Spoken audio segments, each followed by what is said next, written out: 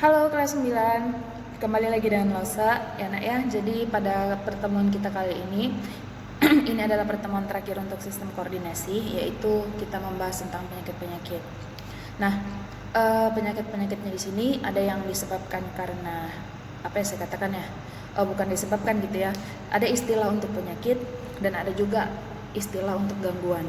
Sebenarnya penyakit dengan gangguan ini berbeda gitu ya. Cuman kita tetap akan membahas keduanya. Ini yang pertama kita bahas ada penyakit sakit kepala. Nah, sakit kepala itu sambil kamu dengarkan Lause menjelaskan, kamu juga lihat PPT dan juga lihat gambar yang saya berikan ya.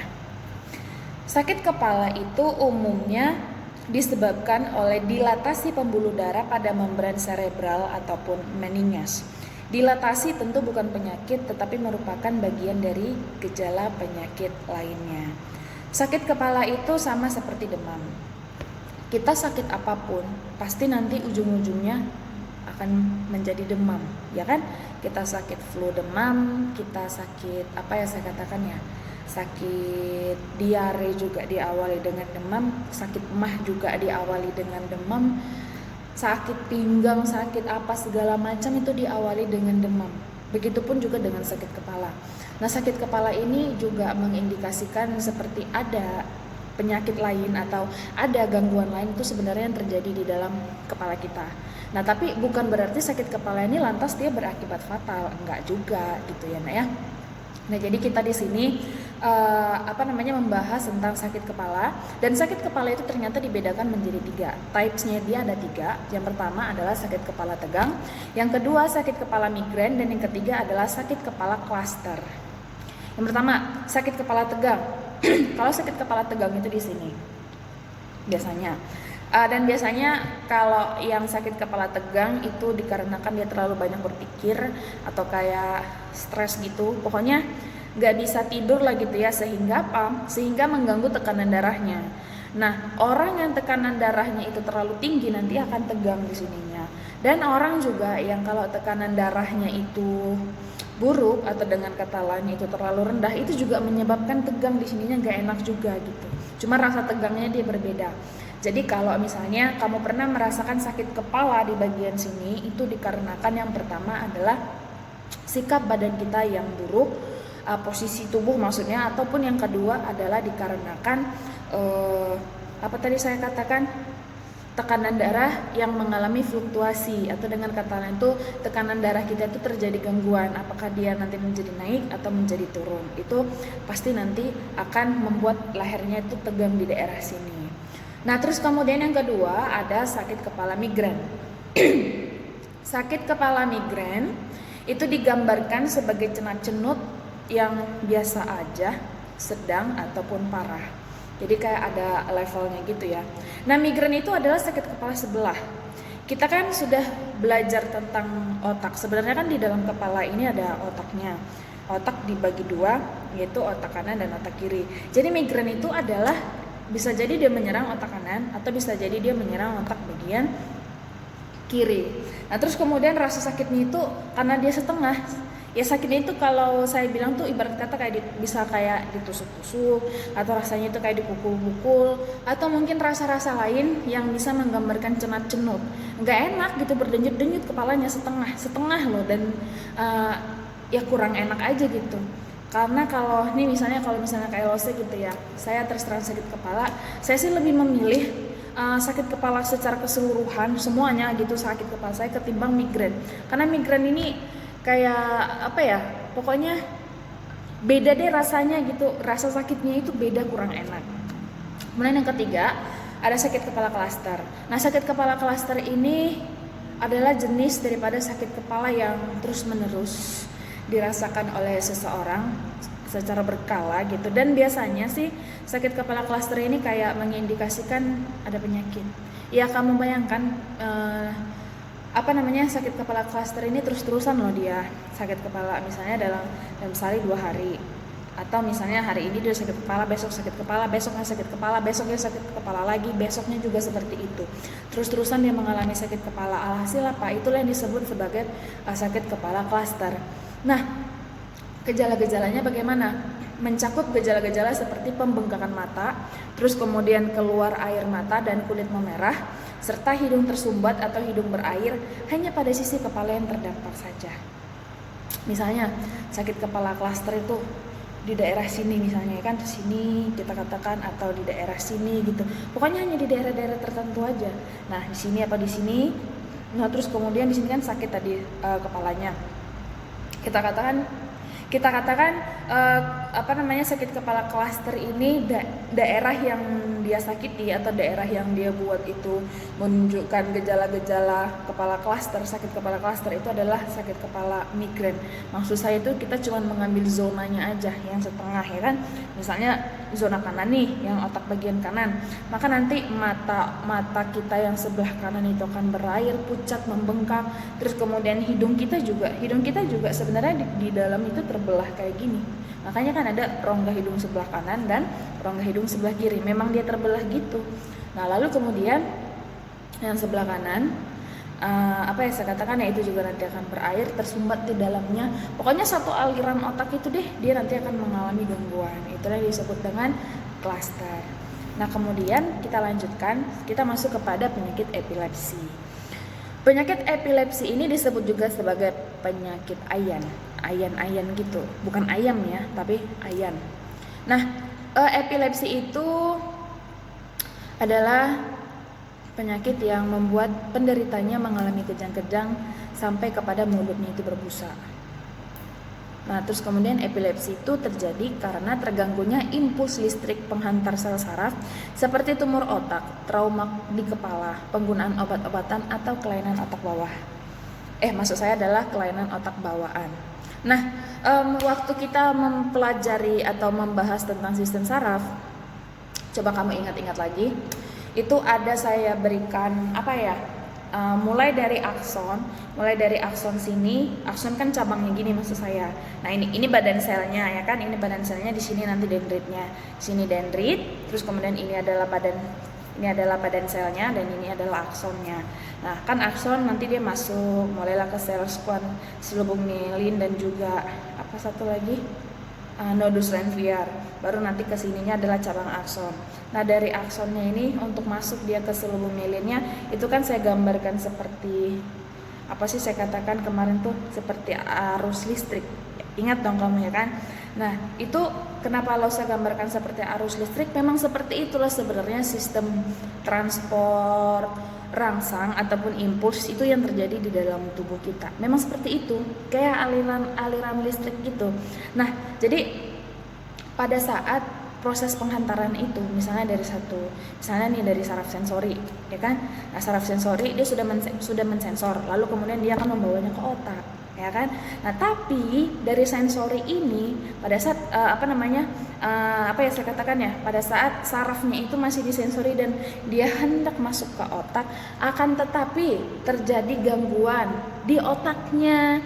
Yang pertama itu karena impuls sarafnya terganggu, atau yang kedua itu karena tumor otak. Nah, jadi kayak gak nyampe loh impulsnya itu ke otak karena ada penghambatnya, ya kan, nggak bisa masuk, dia nggak bisa diterima oleh si otak.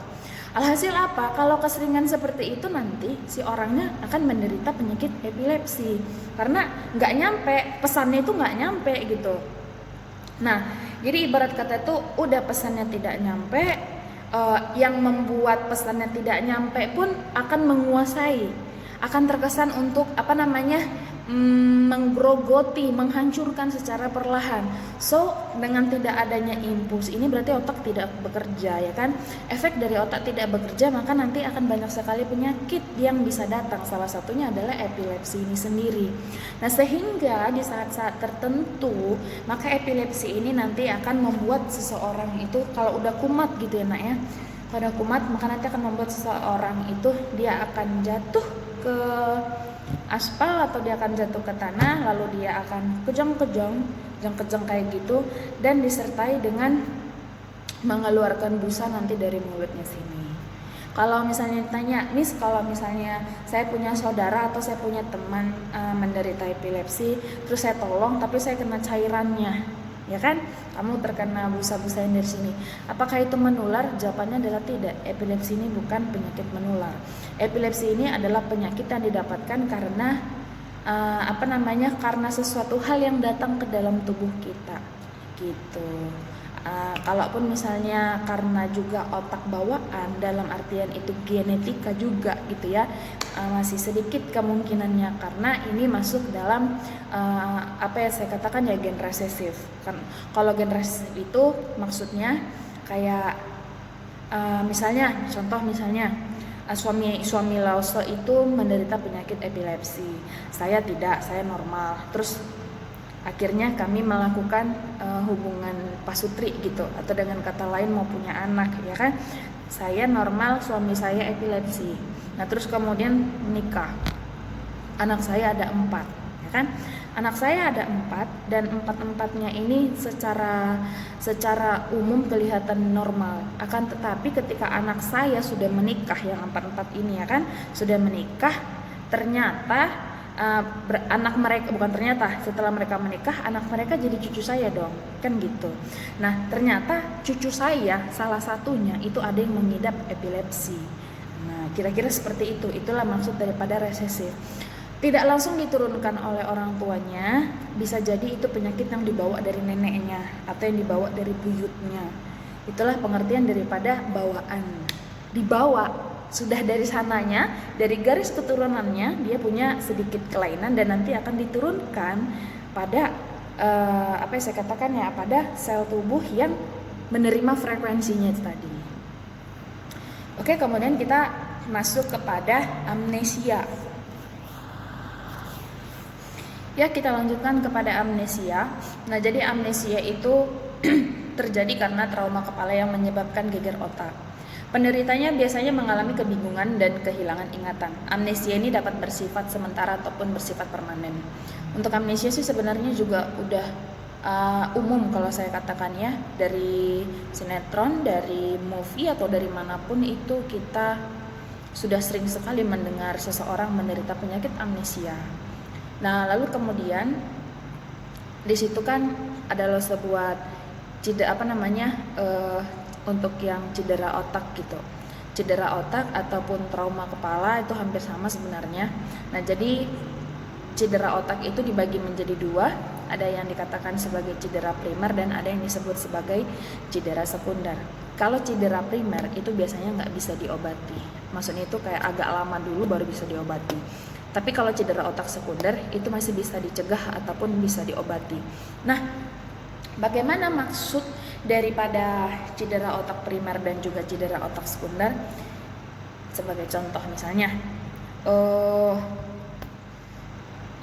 saya katakan ya, misalnya nih ada orang yang lagi berjalan, dia itu jalan di bawah pohon, lalu kemudian dia tidak perhatikan ada orang yang menebang pohon sehingga pohon itu tebang dan menimpa kepalanya.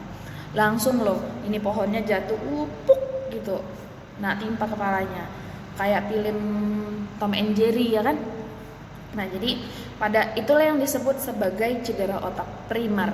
Jadi pada saat kena kepalanya tadi sama batang pohon, tek kayak gitu, dia langsung mendapatkan efeknya apa? Cedera otaknya, geger otak gitu, trauma otak. Nah, jadi kalau orang yang habis kena pukul kepalanya gitu, baik yang dipukul sengaja ataupun yang tidak disengaja. Yang tidak disengaja itu contohnya karena kejatuhan benda seperti yang Losa katakan tadi, kena kena jatuh pohon, kena batang pohon. Nah, itu kan yang nggak disengaja. Jadi nanti pasti dia akan mengalami geger otak, mungkin bisa sampai berdarah di sininya, bukan sampai berdarah, mengeluarkan darah gitu, karena otomatis tuh kepalanya udah mengalami gangguan. Nah, jadi orang-orang yang seperti itu ketika dibawa ke rumah sakit itu nggak bisa langsung diobati, nggak bisa gitu. Kenapa? Karena dia langsung masuk kepada cedera otak primer. Tapi kalau cedera otak sekunder, misalnya nih kayak lagi berantem ya kan, ya terus kemudian datang orang dari belakang atau dari samping, tapi dia nggak lihat karena namanya lagi berantem kan, fokus mencari musuh gitu, jadi dia nggak lihat tuh yang di samping-samping sininya atau yang di belakangnya. Terus dipukul pakai balok gitu, puk kepalanya. Nah, setelah dipukul paling dia cuma gini dong, teng gitu ya kan, dia apa namanya cuman sekedar untuk menutup mata, terus pas dia buka matanya biasa aja gitu. Ada kok orang-orang yang seperti itu, biasa aja kayak nggak terjadi apa-apa, tapi setelah itu misalnya setengah jam kemudian, 1 jam kemudian, atau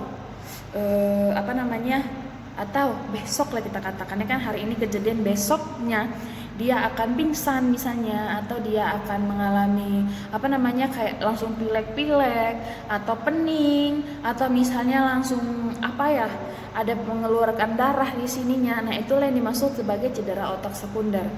Jadi kayak nggak langsung pada saat kejadian dia terkena cedera. Kalau pada saat di hari H atau pada saat yang sama seseorang terkena cedera dan dia mendapatkan efek sampingnya tidak bisa diobati, itulah yang disebut sebagai secara langsung, direct gitu. Jadi kalau misalnya diobati justru nanti akan mengalami kerusakan otaknya, makin parah yang ada otaknya. Nah, tapi kalau untuk cedera sekunder tadi, kalau misalnya seseorang yang terkena benturan tapi dia tidak langsung mengalami efek sampingnya, malah ada perjedahan waktu, itu bisa diobati atau enggak? Bisa.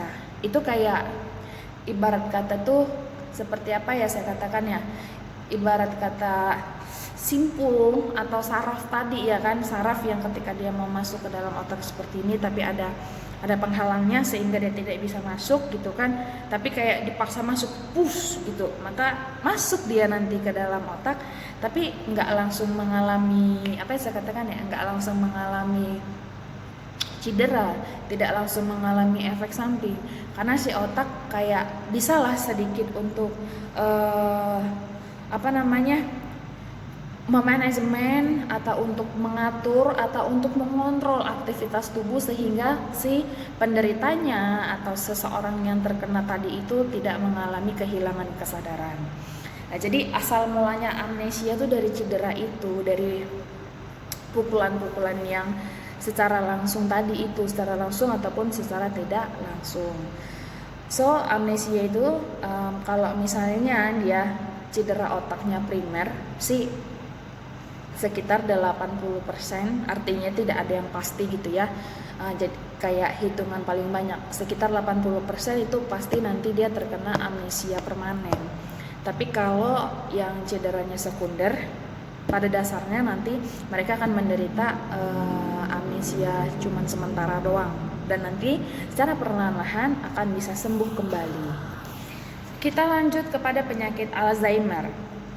Nah, penyakit Alzheimer ini gejalanya adalah mengalami kehilangan ingatan yang dapat menyebabkan depresi, kebingungan, penurunan kemampuan berpikir, dan bahkan dia akan berhalusinasi. Penyebabnya adalah stres yang berat dan penurunan senyawa kimia yang membantu konduksi impuls saraf. Salah satu penyebab penyakit Alzheimer adalah dikarenakan mengalami penurunan kemampuan berpikir dan juga akibat stres yang berat. Jadi sebenarnya pada dasarnya ya, Alzheimer ini adalah penyakit yang diderita oleh orang tua. Kenapa? Karena orang tua lah yang sebenarnya itu kebanyakan mengalami penurunan kemampuan berpikir. Iya, alasannya karena usia. Kan semakin tinggi usianya seseorang, dalam artian itu manula, manusia lanjut usia, semakin menua dia, maka kemampuan tubuhnya dalam melakukan segala aktivitas pun nanti akan mengalami penurunan. Makanya orang tua dibandingkan dengan orang yang masih muda itu jauh lebih rentan terhadap suatu penyakit dibandingkan dengan orang yang masih muda. Akan tetapi seiring dengan perkembangan zaman yang semakin modern, ya kan, membuat manusia-manusia yang masuk dalam kategori masih muda itu gampang terkena stres berat, gampang sekali untuk membuat dia itu memikirkan sesuatu secara berlebihan. Jadi seseorang yang terkena penyakit Alzheimer ini adalah seseorang yang terlalu banyak berpikir gitu. Selain karena terjadi penurunan senyawa kimia yang membantu konduksi impuls saraf. Dalam artian itu ada gangguan pada neurotransmitternya, ada gangguan pada asetilkolinnya. Kamu masih ingat dong 2 zat yang barusan langsung sebutin kan? Itunya kan ada di bongkol sinapsis. proses penghantaran rangsang dari satu sel saraf ke sel saraf yang lainnya, kan seperti ini bongkolnya. Nah, jadi di sini-sininya itu kan ada asetilkolin dan juga ada neurotransmitternya. Apabila mengalami penurunan senyawa, kita katakan kalau masih muda jumlahnya ada 100. Ini sampel aja, tapi ketika semakin menua, misalnya berkurang jadi 80, jadi 60, kan seperti itu. Otomatis mengalami penurunan dong. Sehingga apa? Sehingga juga akan mengakibatkan efek samping terhadap si otak. Nah, kalau orang-orang zaman dulu, kebanyakan yang menderita Alzheimer ini memang orang tua. Tapi di zaman era modern sekarang tidak menutup kemungkinan frekuensi anak muda untuk mengalami Alzheimer, untuk menderita Alzheimer ini semakin tinggi. Semakin tinggi tingkat stresnya kita, semakin kita membiarkan diri kita mengalami atau merasakan dan menikmati yang namanya depresi, bahkan kita membiarkan diri kita itu untuk tetap bingung terhadap sesuatu hal, kita tidak menyelesaikan masalah gitu. Dalam artian itu bukan berarti kita jadi suka bertengkar sama orang, bukan itu maksud saya gitu ya. Nah, terus kemudian dan yang terakhir adalah terlalu sering untuk berhalusinasi. Kenapa seseorang suka berhalusinasi? Karena secara realitanya dia tidak bisa merealisasikan apa yang ada di kepalanya gitu. Sebagai contoh misalnya, ini contoh paling gampang. Kamu misalnya, jangan close up misalnya. Saya misalnya mencintai seseorang. Saya suka sekali dengan Lee Min Ho. Misalnya ya kan. Saya cinta sekali dengan Lee Min Ho. Seluruh jiwa dan raga saya rasanya tuh pengen saya berikan sama si Lee Min Ho ini. Nah kan, tetapi dia nggak ngebalas perasaan saya gitu. Saya jadi stres, saya jadi depresi gitu. Saya jadi kebingungan. Kenapa? Karena saya sudah memberikan saya sudah memberikan pikiran, memberikan tenaga. Dalam artian itu saya memberikan hidup saya untuk dia, tapi dia tidak, si Lee Min Ho-nya tidak berusaha untuk melihat atau tidak berusaha untuk menghargai. Alhasil apa? Karena itu terlalu saya, pikiran-pikiran tadi itu terlalu saya masukkan ke dalam diri saya gitu. Terlalu saya nikmati depresinya, terlalu saya nikmati kesedihannya, apalagi ya. Pokoknya semua hal-hal negatif itu saya nikmati. Alhasil saya akan berhalusinasi. Saya akan membawakan si Lee Min Ho, misalnya orang yang saya cintai tadi itu masuk ke dalam mimpi-mimpi saya. Tapi mimpi yang bisa dikendalikan, dalam artian itu sadar gitu. Kamu lagi nyetir mobil, kamu bisa berhalusinasi nggak? Bisa. Kamu lagi motong cabai, bisa berhalusinasi nggak? Bisa. Tapi kalau mimpi pada dasarnya itu terjadi di malam hari dan kita sadari di pagi hari. Tapi kalau halusinasi, kamu mau ngapain pun bisa gitu. Kamu bermimpi, kamu berhalusinasi menjadi presiden Amerika Serikat, bisa-bisa aja. Kamu berhalusinasi menjadi seorang Wonder Woman atau menjadi seorang penakluk dunia gitu, semua orang takut sama kamu, bisa aja. Itulah yang dikatakan dengan halusinasi. Itu kayak saya katakan halusinasi itu kemauan. Artinya halusinasi itu adalah kemampuan seseorang dalam memainkan perannya, tetapi peran yang tidak bisa ia lakukan selama ini dan ia bawakan ke dalam alam bawah sadar. Sehingga seperti si Alzheimer ini kan, karena saya terlalu menikmati semua hal-hal negatif tadi, alhasil otak saya terganggu, yaitu masuk dalam kategori si Alzheimer ini. Saya akhirnya jadi depresi beneran gitu loh. Yang tadinya itu menikmati gitu. Ini ibarat kata tuh kayak saya masih sadar. Saya sadar kalau saya depresi, saya sadar saya bingung gitu kan, dan saya sadar saya berhalusinasi. Tapi saya tidak mau stop dari keadaan itu. Saya nikmati aja terus gitu. Setiap hari saya berhalusinasi. Setiap hari saya pas ketemu sama si Lee Min Ho ini saya kebingungan gitu. Padahal saya tahu hatinya nggak untuk saya gitu. Sehingga semuanya yang tadi itu menjadi kompleks di pikiran, ibarat kata tuh kayak kesetrum gitu loh, deret gitu di kepala. Nah kalau udah kesetrum apa? Akibatnya apa? Ya udah, beneran depresi, beneran stres, beneran kebingungan, dan beneran halusinasi. Yang dalam artian itu tidak bisa lagi membedakan ini beneran terjadi atau halusinasi. Ini tuh beneran benar-benar real kehidupan atau hanya sekedar kebingungan. Nggak bisa lagi membedakan. Ya, itulah yang disebut sebagai Alzheimer. Hal-hal yang ia pikirkan adalah realita, tapi untuk orang normal itu adalah gejala-gejala orang yang terkena Alzheimer. Dia bahagia depresi, akhirnya kayak gitu. Dia bahagia depresi, dia bahagia kebingungan, dia bahagia untuk berhalusinasi. Nah, jadi kayak ciri-ciri orang psycho sih kalau saya bilang ya. Emang ada orang yang depresi bahagia? Ada. Nah, ini si Alzheimer. Emang ada orang yang bahagia berhalusinasi? Oh, banyak. Apalagi yang banyak kategori orang gila gitu. Nah, orang gila itu paling suka berhalusinasi, ya kan? Saking dia tidak bisa menerima kenyataan, alhasil dia menjadi gila. Oke, kita lanjutkan kepada Parkinson disease gitu ya. Nah, Parkinson ini gejala-gejalanya adalah lengan gemetar, retardasi gerakan, dan otot kaku. Retardasi itu maksudnya gerakan yang tidak bisa dikontrol. Terus kemudian penyebabnya adalah ketidakseimbangan zat kimia di dalam sistem saraf. Parkinson dianggap diturunkan mungkin karena trauma kepala yang parah dan juga mungkin karena paparan herbisida yang berlebihan. Oke, jadi sekarang kita masuk kepada penyakit Parkinson. Kalau kamu perhatikan, mulai dari epilepsi Parkinson dan tadi itu adalah penyakit Alzheimer, ketiga-tiganya ini merupakan penyakit yang mengalami gangguan pada impuls saraf ataupun kayak ya jalannya rangsang itu terganggu. Jadi pada dasarnya ibarat kata kayak mobil dengan jalanan, mobil dengan aspal maksud saya.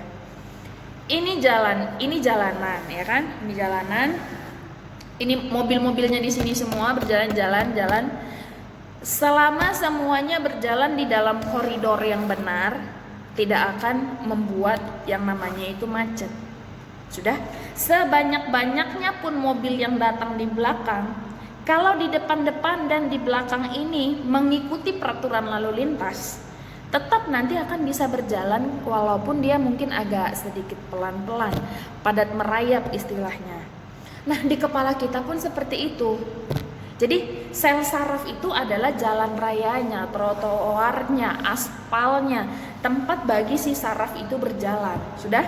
Ini adalah sel sarafnya tadi, tempat untuk tempat untuk impulsnya jalan gitu kan. Ini adalah jalannya. Nah, terus kemudian ya rangsang tetap aja jalan, dia jalan gitu, jalan. Tergantung nanti jenis rangsangan yang diterima itu apa. Kan sel saraf ini nanti kan mereka akan masuk ke otak. Jadi kayak sel saraf itu penghubung ke otak. Nah, itu dia. Lalu kemudian kalau yang Lausa katakan tadi itu kan adalah yang sensori, sel saraf sensori.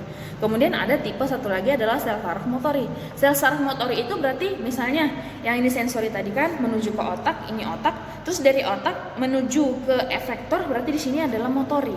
Nah, Lausa ambilnya satu yang sensori yang ini. Sel sarafnya adalah jalanannya. Terus ini adalah rangsang-rangsangannya, ya kan, jalan aja kayak gitu, jalan. Sama seperti mobil dengan jalanan tadi itu. Apabila ini jalanannya ya kan, ini jalanannya, harusnya diameter aspalnya kita katakan 10 meter. Contohnya aja 10 meter. Akan tetapi terjadi longsor di sini. Makin menyempit nggak areal bagi si mobil-mobil ini untuk bisa berjalan? Sempit kan? Kenapa? Karena bagian ruas sini dan ruas sininya dia udah rusak. Jadi kayak tinggal ininya doang nih yang bisa berjalan, ya kan? Nah, maka nanti rangsangnya kan di sini tuh banyak, tetap aja gitu datang. Sementara areal mereka tuh udah semakin berkurang, susah lagi jadinya, nggak bisa. Maksud saya yang ini. Jadi dari sini tuh rangsangnya banyak, tapi pas ke sini harus menyesuaikan dong sama yang bisa dijalani. Ini sama ini kan nggak bisa dijalani.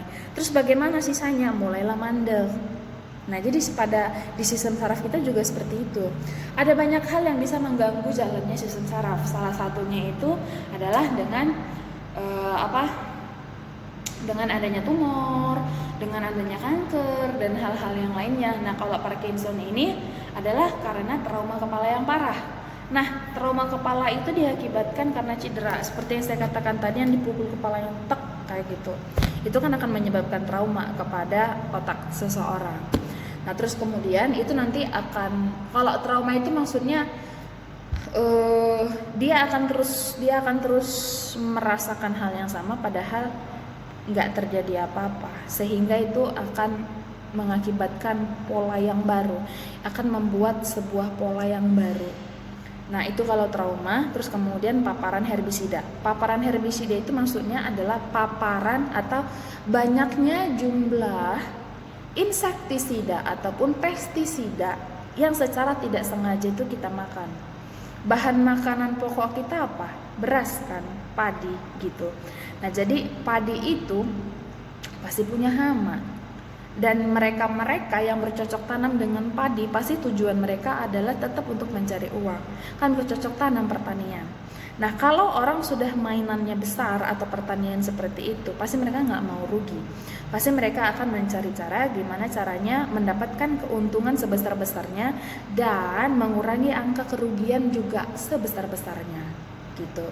Jadi mereka akan menggunakan pestisida ataupun herbisida. Gitu dia semprot aja semua, disemprot itu tanaman-tanaman itu. Mati nggak hamanya? Mati. Tapi apa yang terjadi sama tanamannya, sama padinya? Tetap aja ngendep gitu, tetap aja diserap. Kan herbisida itu cairan. Tetap aja nanti akan jatuh ke tanah, diserap oleh tanah, bergabung dengan air, lalu kemudian akan diserap lagi oleh si akar, ya kan, untuk dibawa ke daun melakukan proses fotosintesis. Jadi amilumnya itu bahan makanan yang kita dapat dari padi itu udah nggak murni padi lagi. Maksud saya itu sudah nggak murni lagi glukosa atau amilum yang kita makan, sudah ada campuran daripada herbisidanya. Apabila herbisidanya terlalu banyak masuk ke dalam tubuh kita, justru nanti akan melemahkan otak.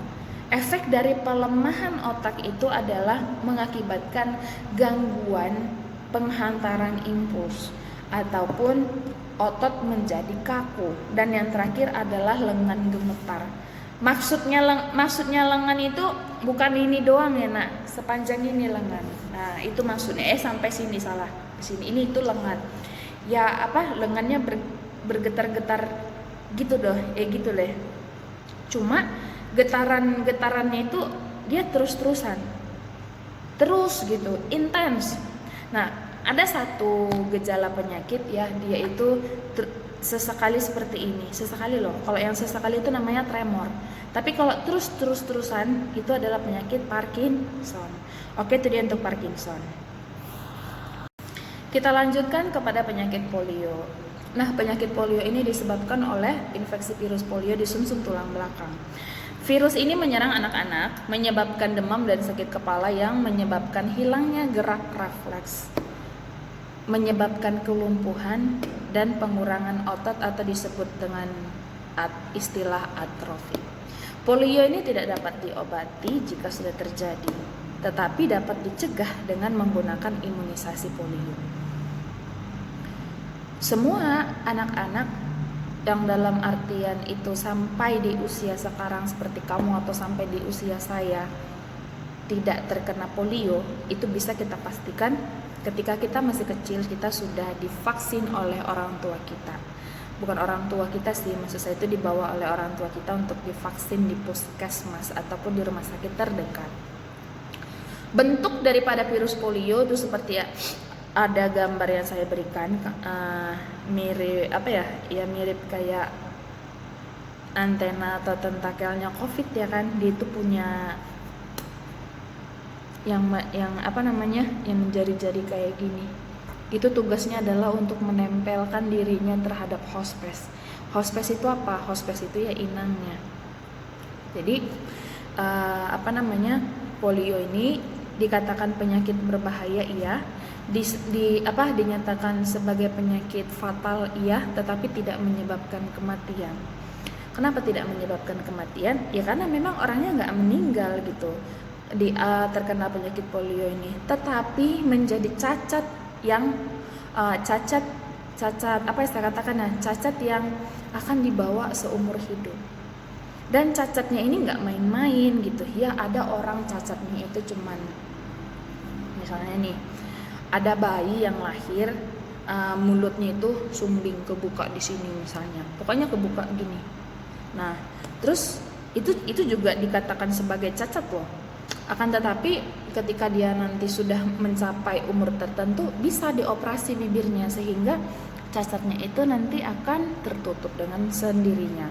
Tetapi berbeda dengan polio, nggak bisa. Karena polio ini yang dia serang adalah sumsum tulang belakang.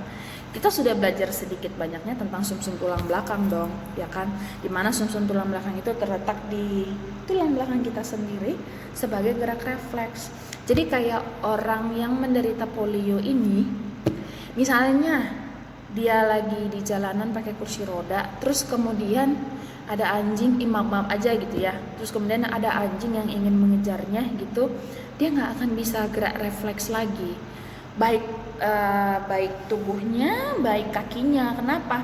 Karena pusat pengendalian gerak refleksnya sudah dihancurkan oleh si polio. Lalu kemudian polio ini menyebabkan kelumpuhan, ya benar, sampai peot-peot gitu loh kakinya, kamu perhatikan deh baik-baik. Dan yang terakhir adalah terjadi atrofi.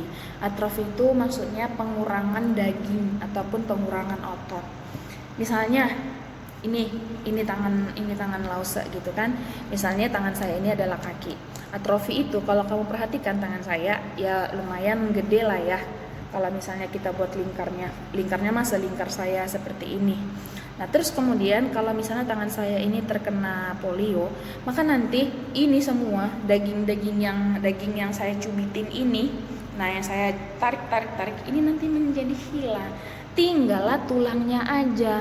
Jadi kayak tulang dibalut oleh kulit, itulah polio. Makanya coba kamu perhatikan gambarnya kan, itu beneran tulang loh, yang maksud saya itu tulang yang langsung dibalut oleh kulit. Sehingga mengakibatkan karena tidak ada otot, tidak ada alat gerak secara aktifnya, dia tidak bisa berjalan lagi sampai selamanya. Jadi apabila sudah terserang polio, maka tidak ada harapan untuk dia bisa sembuh. Nah lalu kemudian nih, polio ini menyebar atau tidak? Menyebar. Maksud saya itu menular. Polio ini salah satu penyakit menular yang bisa ditularkan dari satu individu ke individu yang lainnya. Itulah sebabnya kita diberikan imunisasi dulu oleh orang tua kita. Karena polio ini bukan dikarenakan pola hidup atau gaya hidup, maksud saya itu dari makanan gitu ya, dari makanan terus kita terinfeksi kena polio, enggak, tapi memang dari udara kita yang sekarang ini gitu. Karena udara ini kan salah satu media rambat yang paling banyak digunakan oleh mikroorganisme untuk bertransmigrasi yang secara tidak sengaja. Contoh misalnya nih seperti saya sekarang lagi bernafas seperti itu. Nah, satu kali tarikan nafas, kita nggak tahu ada berapa ribu mikroorganisme yang ketarik ke dalam tubuh kita. Tapi kenapa kita sampai detik ini atau kayak saya gitu, sehat-sehat aja, kamu sehat-sehat aja? Satu alasannya karena imun kita kuat. Terus kemudian yang kedua, karena kita memang sudah mendapatkan vaksin dari orang tua kita dulu. Dan yang ketiga adalah karena memang, apa ya saya katakan ya, karena memang kita tidak berada pada lingkungan yang dipenuhi oleh orang sakit gitu.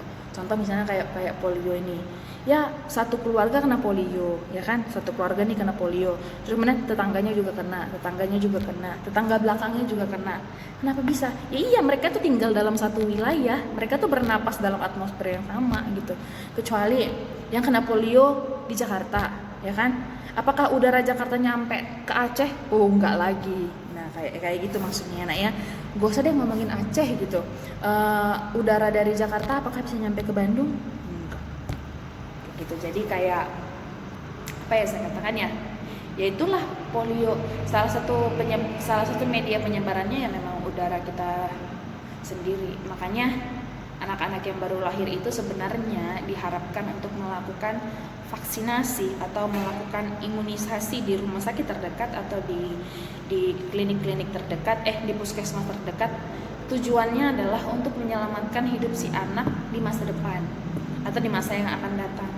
Sedang kamu bayangkan kamu terlahir cantik atau kamu terlahir ganteng, terus tapi pada akhirnya di usia 14 tahun atau di usia 12 tahun kamu terserang polio secara tiba-tiba gitu loh. Kemudian kita lanjutkan kepada meningitis. Meningitis ini adalah radang membran pelindung sistem saraf pusat. Penyakit ini dapat disebabkan oleh mikroorganisme, luka fisik, kanker, atau obat-obatan tertentu. Meningitis adalah penyakit serius karena letaknya dekat dengan otak dan tulang belakang, sehingga dapat menyebabkan kerusakan kendali gerak, pikiran, bahkan kematian. Ya, nggak sedikit kok orang yang meninggal karena meningitis. Kayak kamu coba gini deh, meningitis itu kata dasarnya apa? Meninges kan? Meninges itu di mana? Meninges itu adalah lapisan otak. Coba kamu perhatikan gambar yang saya berikan. Itu kan ada 3 gambar ya nak. Gambar yang paling bawah. Nah, jadi gambar yang paling bawah yang saya berikan itu adalah struktur otak manusia, di mana otaknya itu ada pelapisnya. Kamu bisa lihat kan pelapisnya itu ditarik oleh dokter lah saya katakan gitu, dibuka gitu. Kamu bisa lihat kan, itulah meninges gitu. Itulah selaput yang fungsinya itu untuk menjaga otak kita. 1, menjaga dari benturan. 2, supaya otak kita nggak goyang. Jadi kayak apa ya, pada saat kamu loncat-loncat, pokoknya kita lagi loncat-loncat begini gitu, atau goyang sana goyang sini gitu. Kalau nggak ada meninges, ya otak kita juga ibarat kata kayak di timbangan gitu. Kita goyang kanan dia ke kanan, kita loncat-loncat dia begini gitu kan, nggak lucu kalau otak kita seperti itu di dalam. Jadi perlu ada penahannya, yaitu si meninges ini. Tapi meninges juga bisa menjadi meningitis. Meningitis itu pengertiannya adalah sebuah radang gitu. Radang itu karena terinfeksi. Terinfeksi apa? Karena terinfeksi oleh mikroorganisme. Kenapa berbahaya? Karena meninges ini adalah selaput yang melindungi otak, tetapi sekaligus dia juga berhubungan dengan sumsum tulang belakang. Menghubungkan 2 bagian meninges gitu, menghubungkan otak dan juga sumsum tulang belakang. Jadi orang sekali kena meningitis, otak dan sumsum tulang belakangnya juga kena gitu. Nah, terus kemudian salah satu penyebab meningitis ini juga dikarenakan adanya pertumbuhan adanya pertumbuhan sel secara radikal, atau kita sebut dia sebagai kanker, dan juga penggunaan obat-obat tertentu loh ya. Jadi kayak kalau misalnya nih kita sakit kepala ya kan, sakit kepala kita pasti minum paracetamol. Contoh zat paracetamol yang terdapat di dalam tabletan tuh ada Panadol. Terlalu sering kamu minum Panadol itu salah juga bagi tubuh kita. Jadi semuanya itu memang nanti akan dibawa ke otak gitu. Untuk apa? Untuk diproses, untuk dikenali oleh si otak juga, dan untuk hal-hal yang lainnya. Tetapi kalau kebanyakan justru nanti dia akan mengendap dan merusakkan si otak. Untuk gambar otak yang terserang kanker itu adalah gambar yang kedua, yang background itu warna hitam. Ya itu sama aja kayak otak busuk gitu loh. Otak busuk maksudnya itu bukan orang yang punya pikiran kotor, tapi memang otaknya di dalam setelah dibongkar itu memang mengalami kebusukan, kematian akibat terserang oleh si kanker itu sendiri. Jadi memang meningitis ini sangat berbahaya sih kalau saya bilang gitu. Dan ada sih beberapa artis Indonesia yang juga meninggal karena meningitis. Tetapi kalaupun misalnya lo saya jelasin, kamu juga udah gak kenal lagi, karena artis-artis itu kayak artis-artis di zamannya di atasnya saya. Kamu boleh lihat sendiri deh gitu di internet, kasus-kasus meningitis ataupun kasus-kasus meninges tuh gitu loh, sangat menyeramkan kalau saya bilang. Oke, kemudian kita masuk kepada penyakit stroke, yaitu cerebrovascular accident. Jadi stroke ini adalah kematian sel-sel otak disertai fungsinya karena terganggunya aliran darah di otak. Penyakit ini seringkali disebabkan oleh tekanan darah tinggi yang menyebabkan pecahnya pembuluh darah di otak. Selain itu, ya, aterosklenosis juga dapat disebabkan menyebabkan penyumbatan pembuluh darah di otak. Gejala ini bervariasi bergantung pada hebatnya stroke dan daerah otak yang terkena. Misalnya pusing-pusing, sulit berbicara, tidak melihat, pingsan, lumpuh sebelah, bahkan nanti sampai kepada kematian. So, penyakit stroke ini adalah penyakit yang mematikan sel-sel otak disertai juga dengan fungsinya. Kenapa? Karena otak mengalami gangguan peredaran darah. Udah saraf terganggu, ya kan?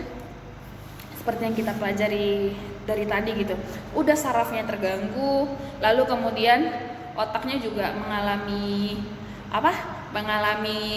gangguan di dalam aliran darah, sehingga orangnya nanti mengalami penyakit stroke. Penyakit stroke itu ketika sel-selnya mati itu sama seperti ini loh, kalau saya contohkan. Yang panas itu casan laptop, ya kan, semua orang kan sekarang udah pakai PC laptop ya. Atau kalau mau lebih panas lagi itu pakai ini loh, setrikaan. Maksud saya itu kabelnya. Kita berbicara soal kabel. Nah, kabel laptop ataupun kabel setrikaan paling bagus itu kabel setrikaan. Pada saat kita colok gitu kan, terus kita cabut, kabel setrikaan itu voltasenya tinggi loh, makanya dia bisa meluruskan kain yang ada patahan-patahannya gitu, atau yang lecek-lecek kan, jadi rapi lagi dia. Itu karena voltasenya tinggi. Kita cabut dari listrik, ya kan? Misalnya seperti ini. Nah, kita cabut dari listrik, tek gitu. Nah, terus kemudian ini kan kabelnya. Anggaplah ini tadi adalah kabel setrikaan seperti yang saya bilang.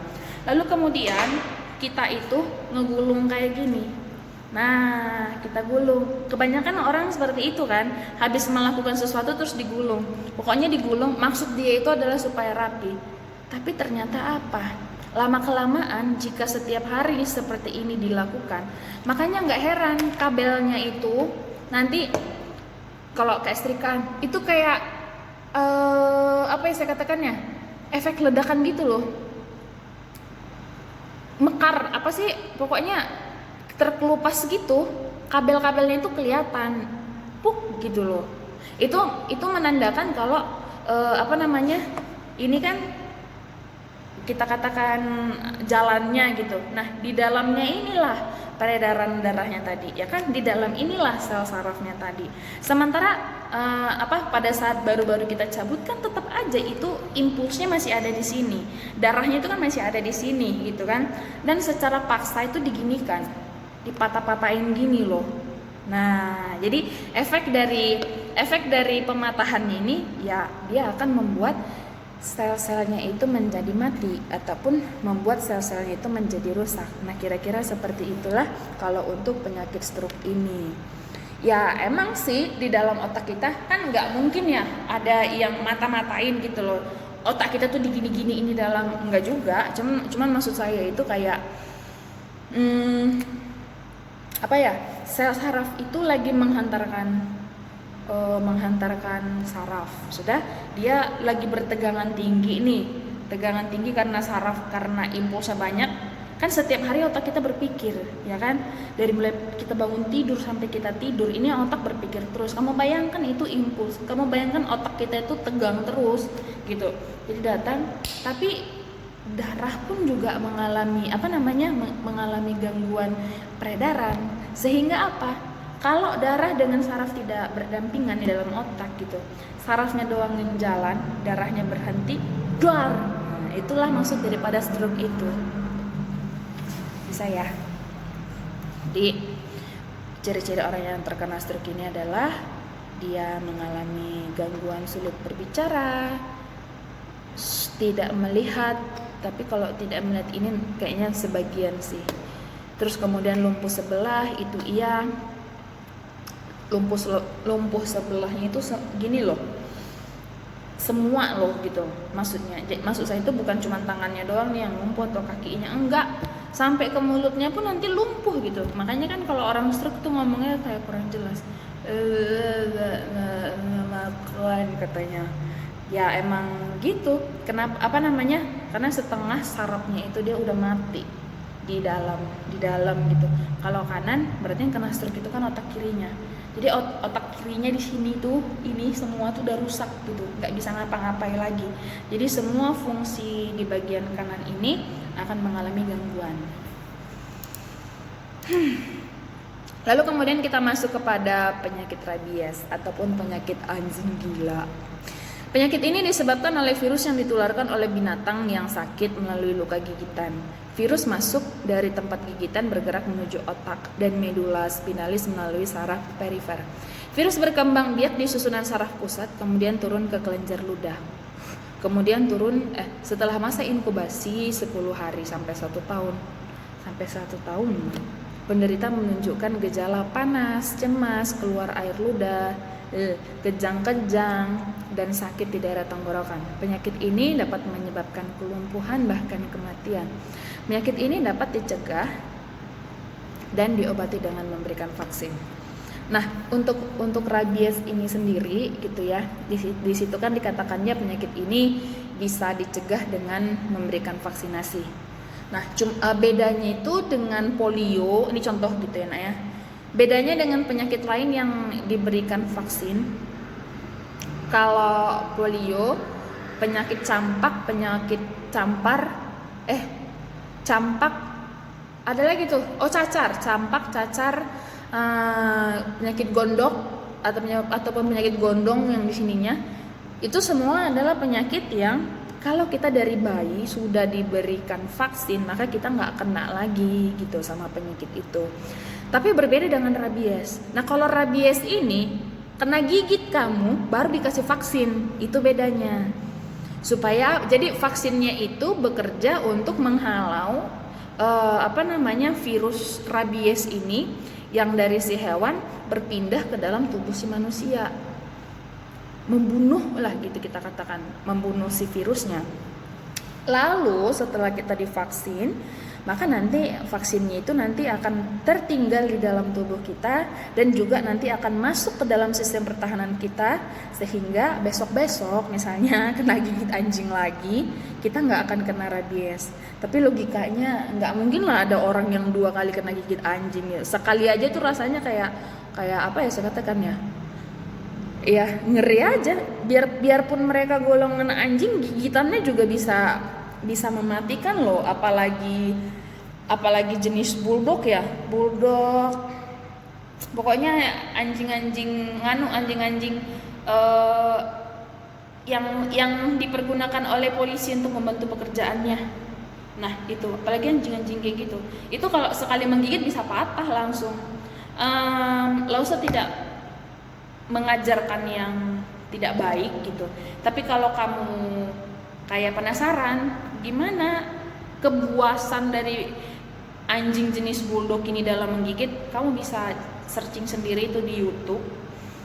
Banyak sih sebenarnya bulldog gigit manusia gitu, bulldog entah apa lagi tuh kata kuncinya ntar juga keluar. Kamu akan lihat di situ betapa kuatnya anjing itu gitu. Udah dia kuat, dia punya rabies dan dia tularkan kepada manusia. Waduh, kan gitu. Kayak itulah dia ya, untuk penyakit anjing gila. Jadi sedikit berbeda ya kan. Kalau penyakit rabies ini kena dulu kita baru divaksin, lalu vaksinnya akan tertinggal di dalam tubuh kita. Tapi kayak penyakit polio, cacar, campak, divaksin dulu baru nggak akan kena nanti kita sama virusnya, sama penyakitnya. Kemudian kita masuk kepada vertigo. Nah, vertigo ini adalah penyakit yang merasakan pusing yang amat sangat pusing sampai berputar gitu dunia kelihatannya.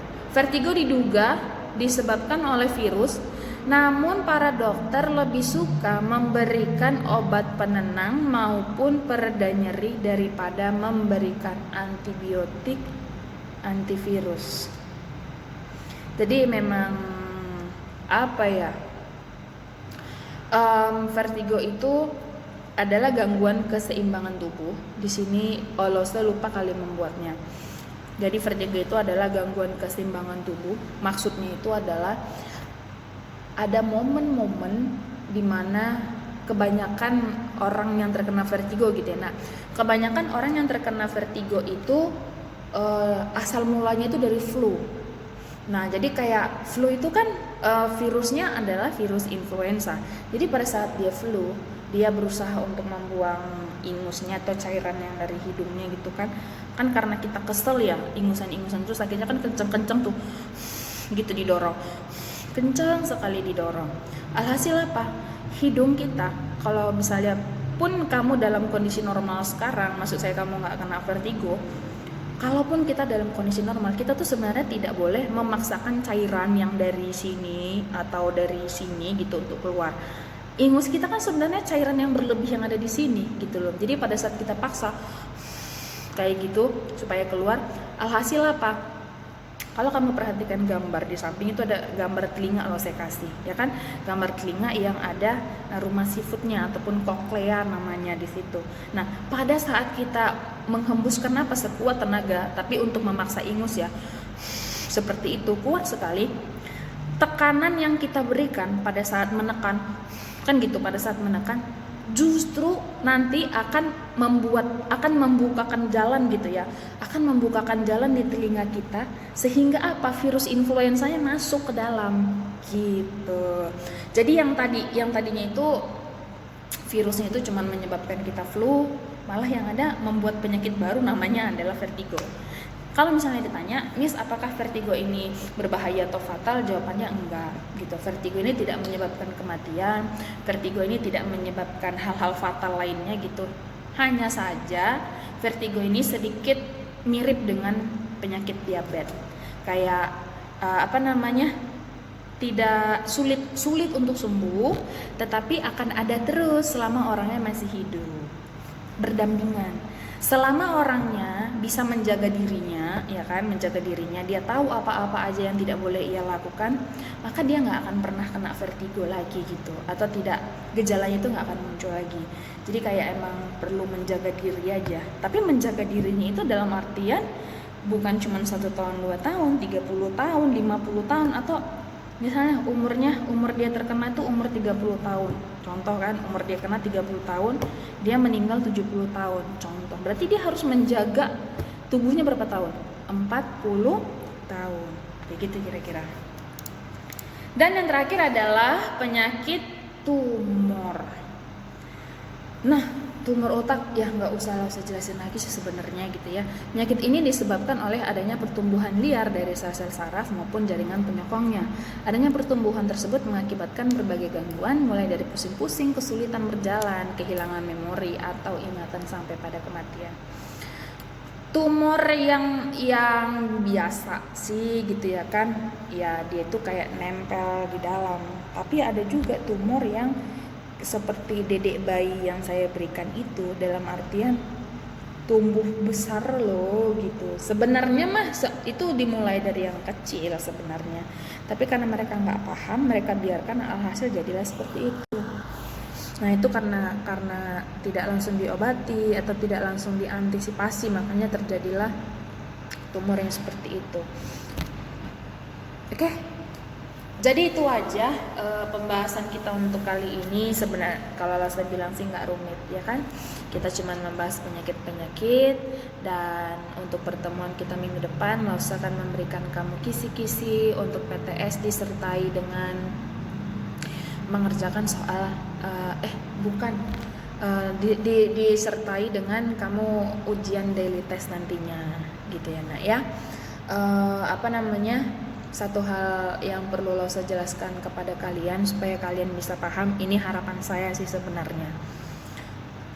Lausa itu bukan memberikan kalian materi yang sangat banyak loh nak, atau Lausa itu sama sekali tidak memberikan kalian itu dalam artian memaksa, akan tetapi memang permintaan atau targetnya itu memang seperti itu.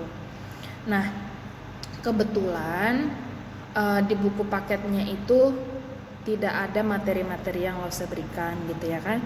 Tapi nanti kamu akan saya berikan PowerPoint, karena memang sebenarnya yang kamu pelajari di sekolah di kelas 9 itu adalah materi-materi yang saya berikan. Nah, kamu akan saya berikan PowerPoint, jadi kayak berarti kan per bab. Nah, misalnya nih kelas 9 SMP, babnya itu ada 8. Contoh nih gitu ya kan. Jangan deh 8, 6 aja gitu, 6. Karena kan kelas 9. Nah, ada 6, berarti kalau kita belah setengah 3 dong untuk apa namanya, untuk ujian semester, untuk ujian semester loh. Berarti kan dari 6 dari 6 bab kita bagi 2, berarti 3 bab untuk ujian semesteran. Dan untuk ujian mid testnya berarti dari 3 itu kita belah lagi menjadi 2. Apakah nanti 2 bab atau misalnya 1 bab. Nah, dan Lause sendiri memilih untuk 2 bab kan gitu. Untuk 1 babnya itu diperlukan 1 bulan. Sementara kita 1 bulan hanya ketemu 1 kali seminggu, ya kan? Nah, kita tuh benar-benar cuma ketemu 1 kali seminggu.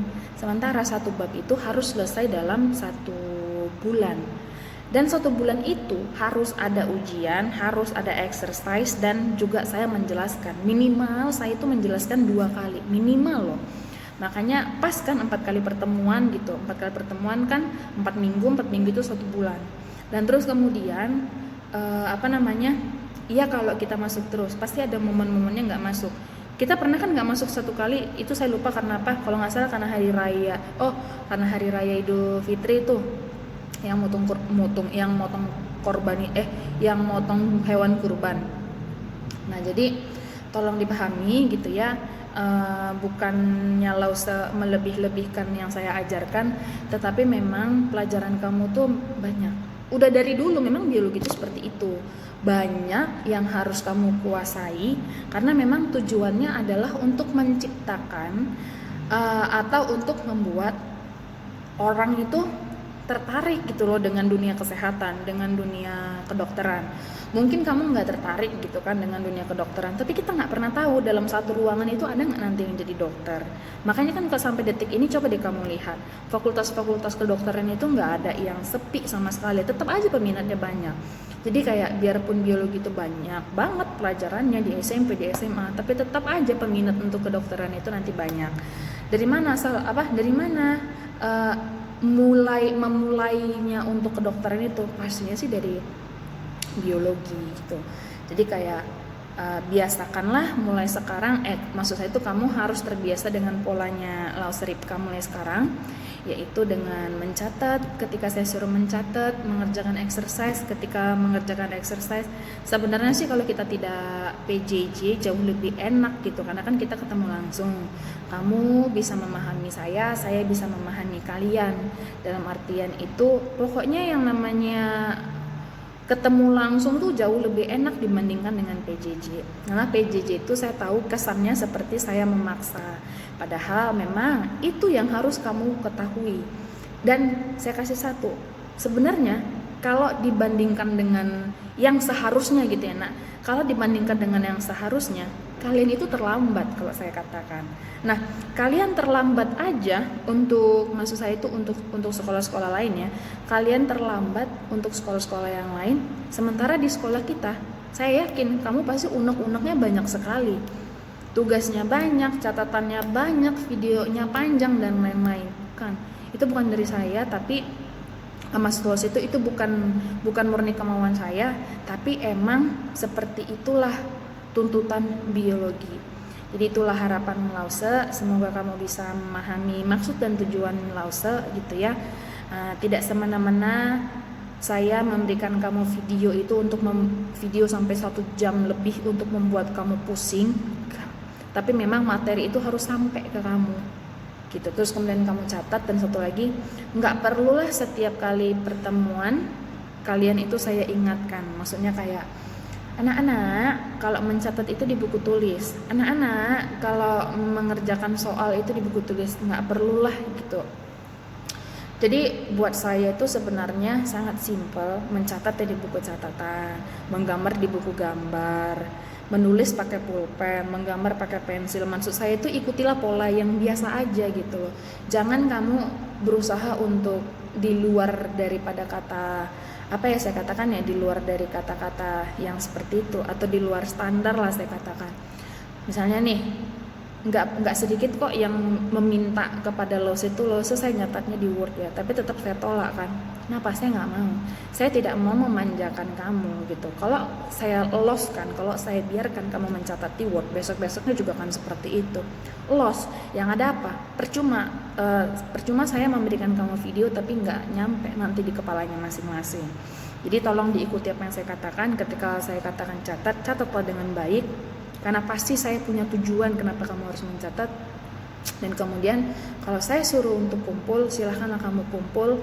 Dan usahakan ya, mulai dari hari ini saya katakan, saya menolak untuk menerima tugas-tugas kalian yang kalian kumpulkan itu di atas jam 6 sore. Udah beneran saya menolak gitu. Kenapa? Karena saya karena saya tahu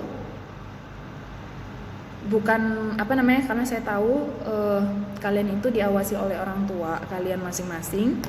Saya tidak menyuruh kalian untuk mengumpulkan di malam hari, akan tetapi kalian kumpulkan di malam hari dan orang tua kalian tanya, kamu belajar apa sih malam-malam sampai mengumpulkan tugas? Ini nih biologi ada tugas. Saya nggak nyuruh kamu ngerjain malam-malam loh. Saya suruh kamu kerjakan di jam pelajarannya biologi, kan tetapi kamu mengatakan sama orang tua kamu seperti itu. Alhasil saya yang salah. Jadi saya mau menghindari hal-hal seperti itu, gitu ya. Dan satu lagi, pada saat kamu mendengarkan video dari saya, anggaplah saya itu sedang menjelaskan di papan tulis. Pada saat guru kamu menjelaskan di papan tulis, pastinya kamu kan akan mencatat. Jangan kamu tonton videonya yang 1 jam itu sampai selesai, lalu kemudian kamu mencatat, nggak akan cukup waktunya. Jadi kayak think smart lah kalau saya bilangnya. Saya juga pernah SMP, saya juga pernah SMA, ya semua orang pernah bersekolah. Bahkan mungkin masa-masanya saya sekolah dulu lebih kejam guru-gurunya dibandingkan dengan guru-guru zaman sekarang. Guru-guru zaman sekarang tuh sudah jauh lebih fleksibel dibandingkan guru-guru zaman dulu. Jadi kalau kamu sudah mendapatkan guru-guru yang sangat fleksi, saya katakan ya, janganlah kamu mengendurkan niat belajar kamu gitu. Kamu juga harus punya kemauan dari dalam diri sendiri gitu. Jadi jangan cuma gurunya saja yang berusaha, kamu pun harus berusaha dengan baik. Apalagi yang perlu saya katakan ya, nah itulah tadi gitu. Jadi saya tidak menerima lagi alasan waktunya tidak cukup gitu, karena sejujurnya saya pasti pertimbangkan dengan baik. Kecuali ya pokoknya gitu deh, saya pasti pertimbangkan dengan baik. Saya kasih kamu 5 soal pun misalnya untuk kamu kerjakan, karena saya tahu jawaban-jawaban itu semua sebenarnya ada di video itu. Jadi misalnya nih, pada saat kamu mendengarkan saya berbicara kan di video itu, sebelum kamu memulai video harusnya kamu baca dulu soalnya. Triknya seperti itu, kamu baca dulu soalnya yang 5 itu, baca misalnya 2 kali atau kamu baca 3 kali, lalu videonya nanti udah mulai start gitu videonya. Terus misalnya nanti masih di menit ketiga, ternyata apa jawaban nomor 3 ada, kan kamu langsung ingat, oh iya ya, tadi kan pertanyaan nomor 3 bla bla bla bla bla, jawabannya ini. Maka kamu pause terus kamu langsung catat jawabannya.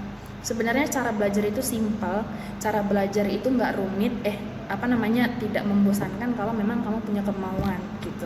Jadi harapan saya sih kamu mengerti kenapa video saya panjang, dan tuntutan saya juga lumayan lah ke kamu gitu ya.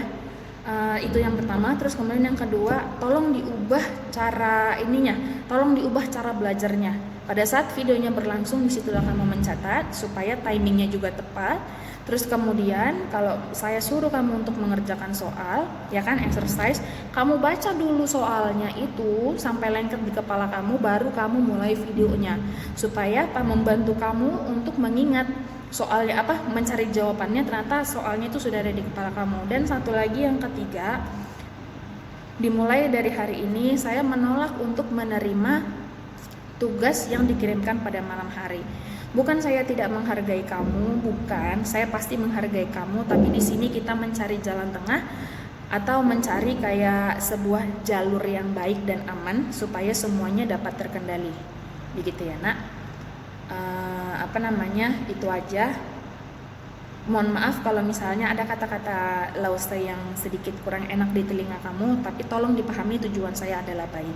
Nanti suatu saat kalau kita ketemu, kamu pasti akan bisa melihat sisi lain dari saya. Saya ini sebenarnya bukan tipikal guru yang pemarah, saya memang tegas gitu, tapi sisi lain dari saya adalah saya mengayomi. Dan semoga lah nanti kita bisa ketemu gitu, supaya apa? Supaya ada chemistry nanti yang tercipta di antara guru dengan anak-anaknya. Begitu ya. So ya, terima kasih untuk pertemuan kita kali ini. Sampai ketemu di minggu depan. Dan di minggu depan nanti Lausta akan memberikan daily test kepada kamu. Jadi kamu ya siap-siap untuk daily test yang pertama. Dan yang kedua saya akan memberikan kisi-kisi untuk PTS-nya. Oke, selamat pagi dan selamat siang bagi kalian semua. Terima kasih kelas 9. Have a nice day.